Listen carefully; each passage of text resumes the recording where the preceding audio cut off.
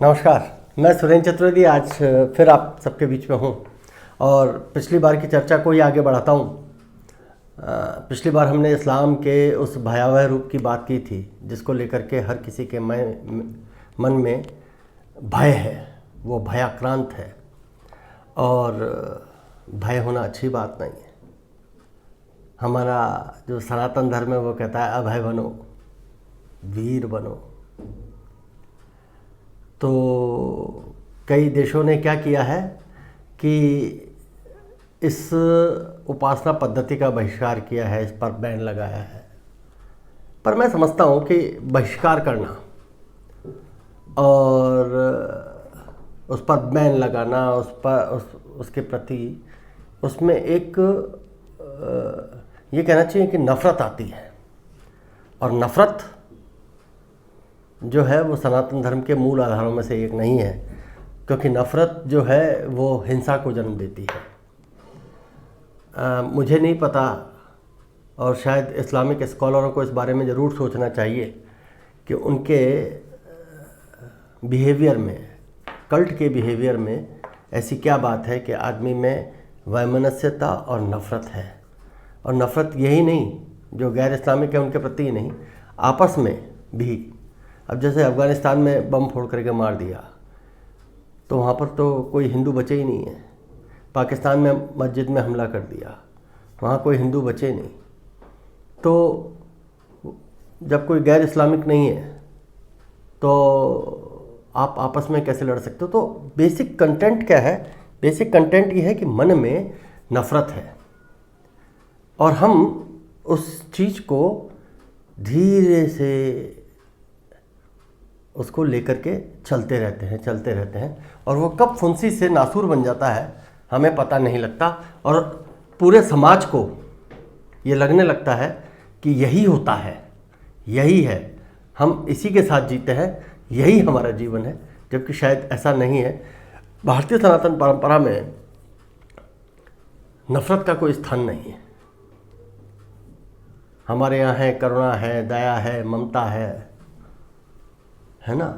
और खुद को प्रकाशित करना, खुद को जानना सबसे बड़ी तपस्या है। तो मैं समझता हूँ कि जो और देशों ने बहिष्कार और सारी चीज़ों में किए है वो भारत में तो संभव नहीं है।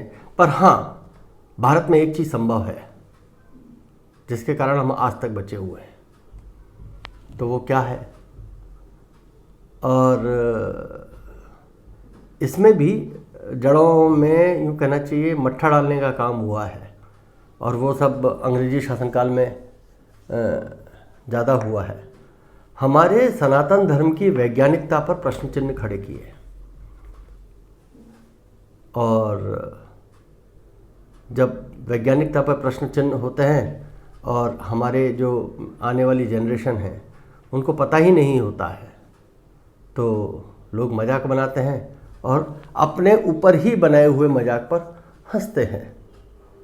ठीक है, तो जैसे ओ माय गॉड फिल्म में दिखाया गया है ना कि मैं ईश्वर को नहीं मानता, पर ईश्वर तो है। वो पी के फिल्म में बताया। ऐसी कई सारी चीज़ें हैं जो हमारे सनातन धर्म का मजाक बनाती हैं। और ये टेलीस्कोप और ये वेब सीरीज़ जब से आई हैं तब से तो इन्होंने भारतीय सनातन परंपरा का नाश करने का ठेका ले रखा है और हम लोग उसको प्रगतिशील होने के कारण देखते हैं। तो ठीक है, देखना चाहिए, पर क्या हम विवेचना करते हैं?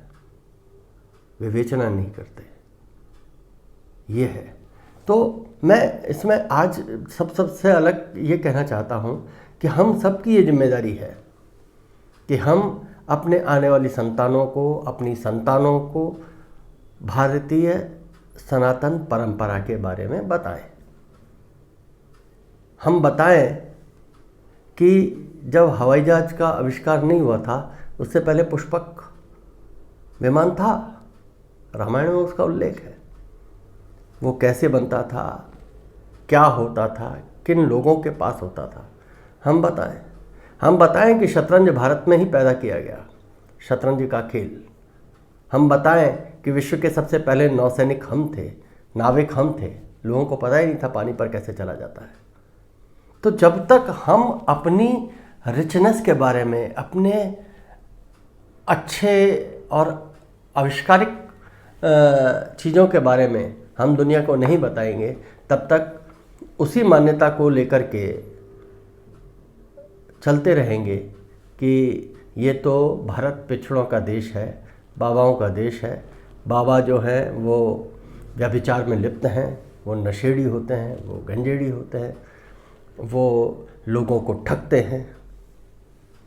ये एक, मैं ये देखता हूँ कि 15-20 सालों में इन चीज़ों को प्रमुखता से दिखाया जाने लगा। लोगों को इस बात को इतनी बार दिखाया कि लोगों को इस बात का यकीन हो गया कि सनातन परंपरा और ये बाबा लोग और ये संत समाज, ये सब के सब पथभ्रष्ट लोगों का जमावड़ा है ना। कोई अपराधी अपराध करके भाग जाता है, बाबा जी बन जाता है, तो उसको कुछ नहीं होता। तो मैं समझता हूँ कि जबकि ऐसा है नहीं, और जब ऐसा है नहीं तो ये लोग जो दिखा रहे हैं तो उसका प्रतिकार तो होना ही चाहिए। तो हम क्या कर सकते हैं? हम किसी से नफरत ना करें, हम अपने धर्म पर दृढ़ हों, हम अपने कर्म पर दृढ़ हों, हम अपनी सनातन परंपराओं पर दृढ़ हों। अब मैं जब छोटा बच्चा था तो मैं गया वहाँ अजमेर, बोला 2.5 दिन का झोपड़ा देखो। अब 2.5 दिन में, अब छोटा बच्चा देखो को 2.5 दिन में इतना बड़ा बना दिया। वो कुतुब मीनार देखो, अरे कुतुब मीनार इतनी बड़ी बना दी। ताजमहल देखो, अकबर महान था, ये पढ़ो। ये पढ़ाया ना किसी ने, कोई तो था जो ये समझा रहा था लगातार लोगों को कि तुम नहीं हो, तुम कुछ नहीं हो, तुम कुछ नहीं थे। ये तो मुगल आए और अंग्रेज आए तो देश का जो इंफ्रास्ट्रक्चर है वो दिखता है। पर कोई ये नहीं बताता कि जब अंग्रेज आए थे उससे पहले भारत में 500 से ऊपर यूनिवर्सिटियां थी।